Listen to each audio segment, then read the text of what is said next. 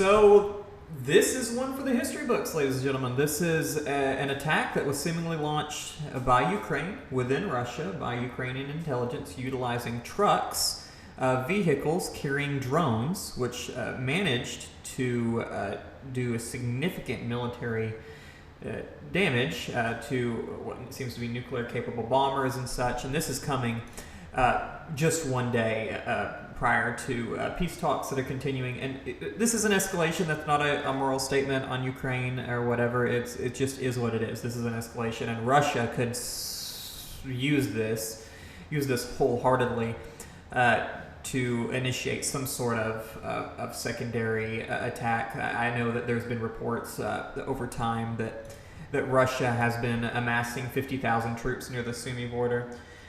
So the stage is set for some momentum in this conflict. Now, what's most interesting, of course, is in the U.S. and I'm reporting from a U.S. perspective, is what's the U.S.'s response going to be from this? Because it seems so out there. I don't actually know what Trump's foreign policy is. Now, when Trump took power, I predicted that Trump would align himself with Russian interests because Putin is a nationalist, just like he is. I do believe that Trump has a fondness for dictators and dictator-lights and, those with a significant amount of power. I do believe that Trump sees himself in a more egotistical sense, and sometimes that ego overrides any of his actual policy positions. And as such, he will attack world leaders, sometimes just because they hurt his feelings, not because he actually has a policy interest. Now, I don't know what his position is because I don't know. That's a psychological assessment, and I'm not a psychologist. I really don't know, but being that difficult to assess what he really feels is frustrating. That being said, Trump has placated to Russia through these negotiations. He's given them lots of things that the previous administration would have never given them. And I think that's given an excuse for Russia to continue and advance in Ukraine and to continue to try to ask for more and more and more. And it's allowed them to continue further engagements in such a way that they feel that there's not going to be consequences for their actions, right? So there was also reports that there was bridges that were attacked in this. So it's really hard to say what's actually happened.